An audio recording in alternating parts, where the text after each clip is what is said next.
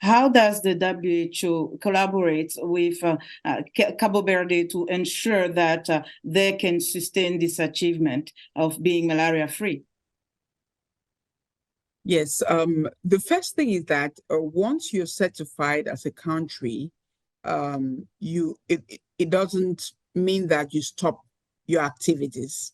So we have worked with Cabo Verde to develop another plan, a strategy, which is to prevent the re-establishment of malaria.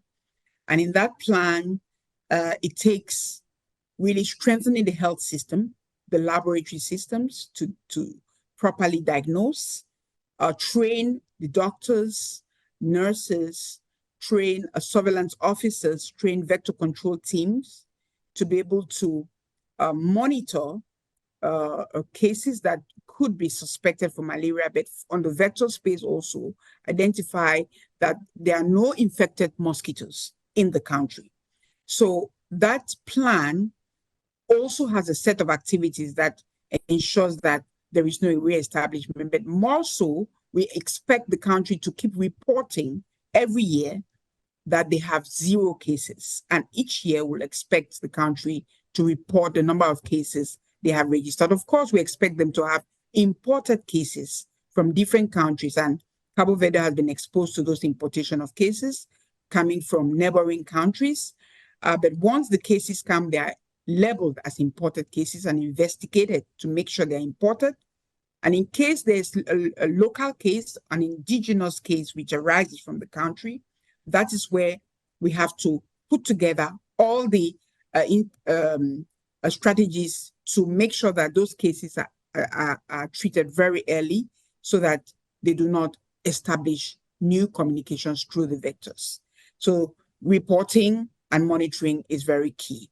Is the Cabo Verde experience hope in terms of the reach of a malaria-free Africa? Is it something that is possible, or is it very difficult to really anticipate that? Yeah, that's a very interesting question. We have been looking at the statistics in the region, and they are quite disturbing.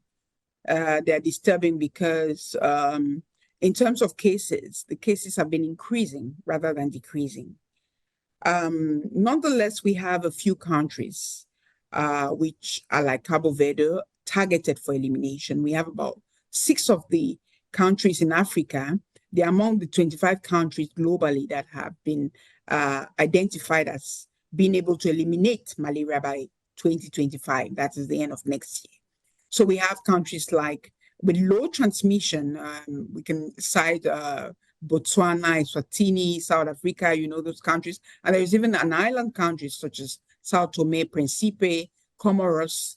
Those are countries with low cases, with low number of deaths, and they are on a very good path to also eliminate malaria, and they can learn from Cabo Verde what they did. But for the rest of the country, the rest of the continent, it's going to be a difficult task, but it needs that we just keep going on the path of mobilizing enough resources to make sure that interventions are available, services are being delivered to the people, to the populations, so that the burden is reduced